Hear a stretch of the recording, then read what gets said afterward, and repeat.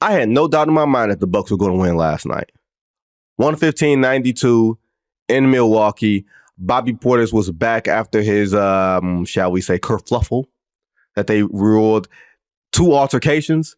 I thought it was 1 altercation. I thought the second one was kind of weak. Like if someone's, look, man, running up on Bobby Portis is not the smartest thing to do in the world, y'all.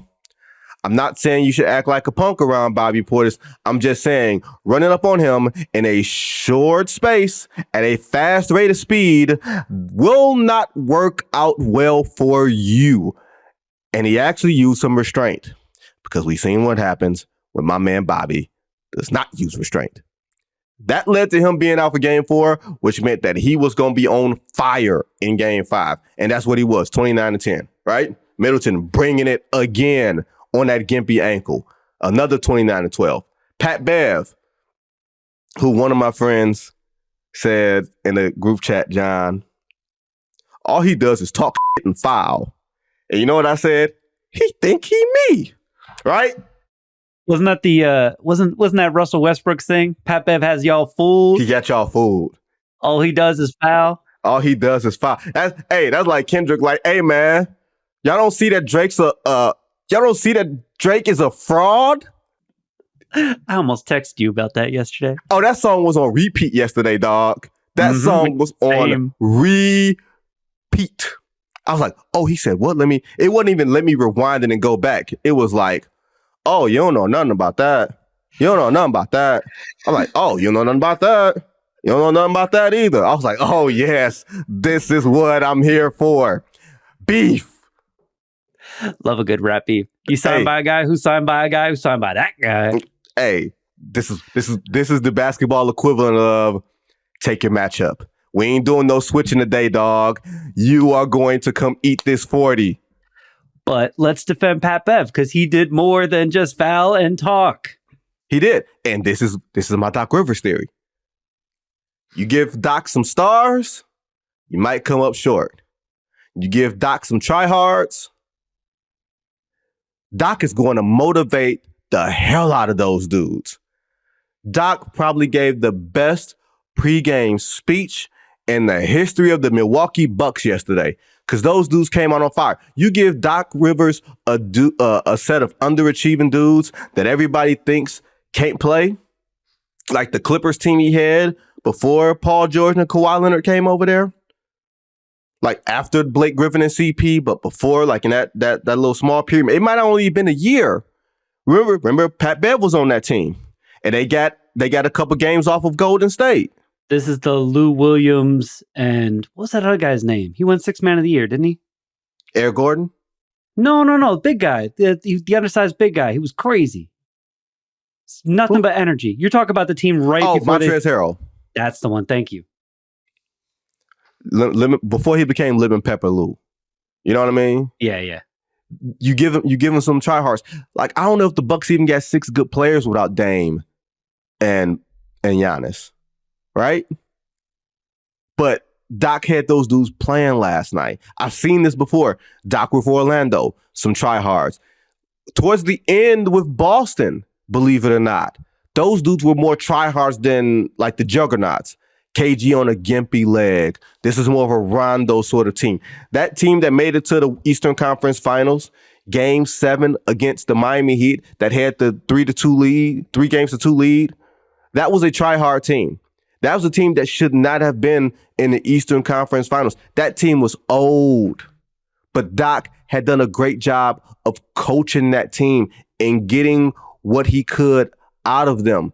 They had went to 7 games with the Philadelphia 76ers of Evan Turner that year, and then took the LeBron, Dwayne Wade, Chris Bosh, Miami Heat team to 7 games and had a 3-2 lead before LeBron went into Boston and crushed the buildings.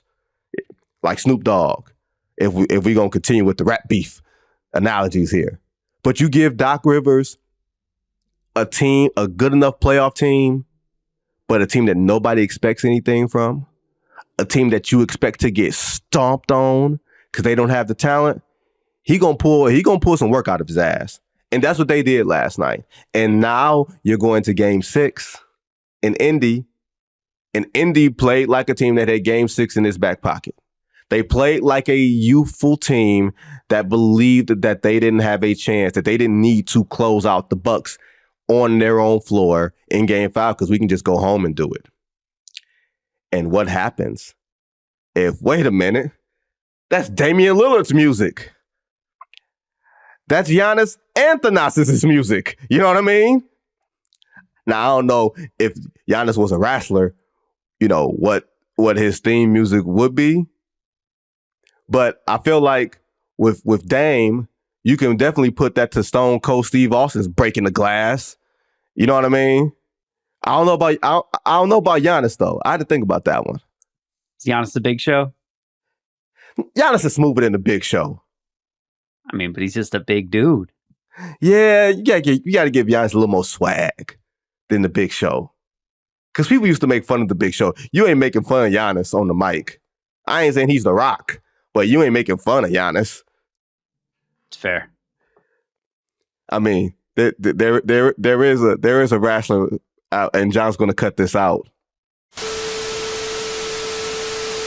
Yeah, wouldn't that work? Wouldn't that work as Giannis's music, John?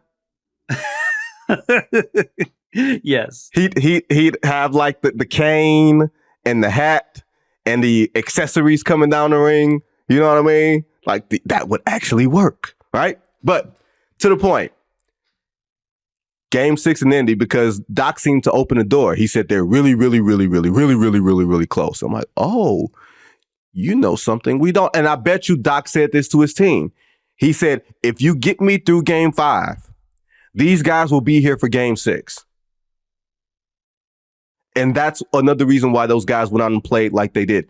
They probably know to some degree, we probably can't replicate this type of effort on the road in the hostile environment, but we can get you this one.